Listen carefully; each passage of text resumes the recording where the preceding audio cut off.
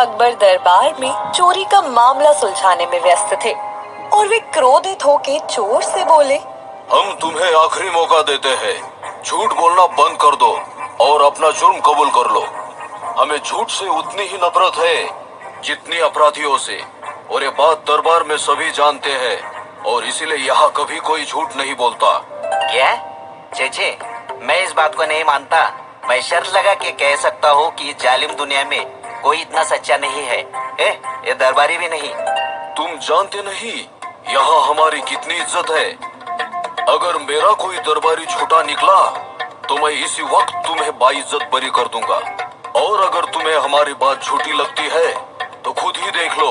दरबारियों, क्या यहाँ कोई है जिसने कभी झूठ बोला है? ये सवाल सुनते ही सारे दरबारी चिंताग्रस्त होके एक दूसरे को देखने लगे। उनमें से कुछ ने तो डर के कारण तुरंत कह दिया कि उन्होंने जिंदगी में कभी झूठ नहीं बोला। उसी उलझन में कुछ मंत्री आपस में खुसफुसाने लगे। अरे अब क्या करें? झूठ बोल दे, पर झूठ बोलना अभी झूठ ही हुआ ना।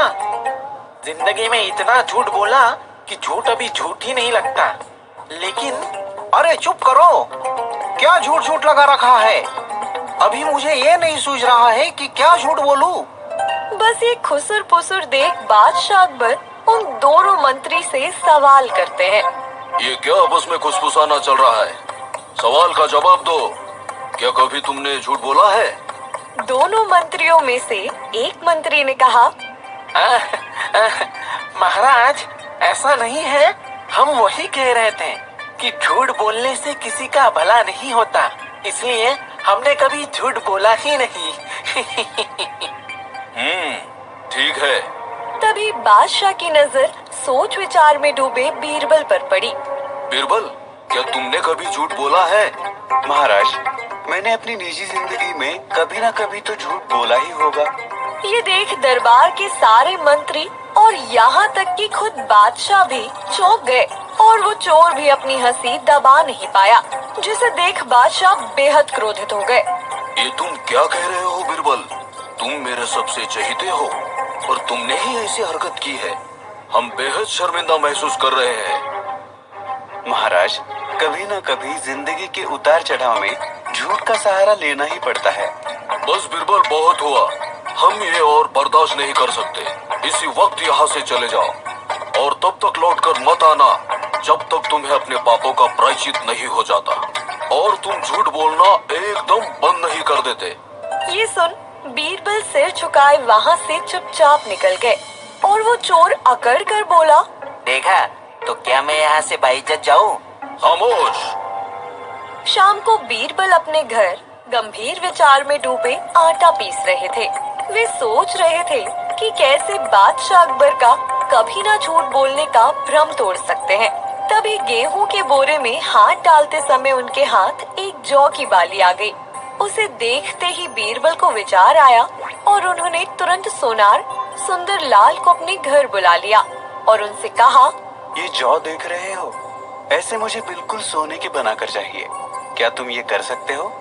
क्यों नहीं राजा बीरबल, आपका हुक्म सराखों पर। कुछ दिनों बाद बीरबल ने पत्र लिखा बादशाह और दरबारियों को राज्य की भलाई के लिए, और खेत में आने का न्योता दिया, जिसे बादशाह ठुकरा नहीं पाए और तय समय और जगह पर पहुंच गए। बताओ झूठे बीरबल, हम सबको यहाँ क्यों बुलाया है? तभी बीरबल ने गमछे से सोने के जौ निकाले और बोले, महाराज, क्या आप ये सोने के जौ देख रहे हैं? ये हमारे अरबी दोस्त ने हमें तोहफे में भेजे हैं, और पत्र में लिखा है कि इस जौ को बोने से सोने की फसल उगेगी। क्या? ये सुन शातिर मंत्रियों की तो नियत ही फिसल गई। देखो, कुछ सोने के जो हम चुरा लेंगे, जब ये उग जाएंगे किसी को क्या ही पता चलेगा। जरा धीरे बोलो, महाराज ने सुन लिया ना, उसी जमीन में तुम्हें गाड़ देंगे। तो हमें यहाँ क्यों आमंत्रित किया है? वो दरअसल बस इन्हें बोने में आप सबकी मदद लगेगी। कैसी मदद? दरअसल ये जौ वो ही बो सकता है जिसने कभी झूठ ना बोला हो। तो मैंने सोचा क्यों ना राज्य की भलाई के लिए ये काम आप सबको सौंपा जाए। वैसे भी आप सब तो सच्चे सीधे साधे हैं और खरा सोना आप जैसे खरे इंसान ही बो सकते हैं और मैं तो ठहरा झूठा, तो ये काम हमसे ना हो पाएगा क्योंकि अगर कोई झूठा इंसान इसे बो दे तो उसका सिर उसी वक्त फट जाएगा। अच्छा, ये समस्या है। कोई बात नहीं, दरबार के सारे मंत्री यहाँ है जिन्होंने कभी झूठ नहीं बोला है। वे आगे आके ये जवाब बो देंगे। जी जरूर, क्यों नहीं। जिस किसी ने भी कभी झूठ नहीं बोला वे कृपया करके आगे आ जाए, आपका सर नहीं फटेगा। बीरबल का ये प्रस्ताव सुन सभी मंत्री एक साथ 2 कदम पीछे चले गए और शर्म के मारे उनका सिर झुक गया। ये देख बादशाह बेहद क्रोधित हो गए। क्या आप सबने हमसे झूठ कहा था? इस बात से हम सर ऊंचा करके चलने के लायक नहीं रहे। महाराज जाने दीजिए, आप गुस्सा थूक दीजिए। आप तो सच्चे हैं, आपने तो कभी झूठ नहीं बोला है और बोल भी कैसे सकते हैं। आपको झूठ से घृणा जो आती है तो क्यों ना आप ही इस जो को बो दे। अकबर ये सुनते ही सोच विचार में पड़ गए। मैंने कभी ना कभी तो झूठ बोला ही होगा। मुझे याद तो नहीं, पर कभी रानी साहिबा से या फिर कभी प्रजा से या फिर कभी मेरे चहीते बीरबल से ही। सोने का बीज बोने से मेरा सर फट गया तो मेरा इतिहास में नाम मिट्टी में मिल जाएगा। और वे बीरबल से बोले, दरअसल मैं ये नहीं कर सकता क्योंकि शायद मैंने भी कभी ना कभी झूठ बोला ही होगा।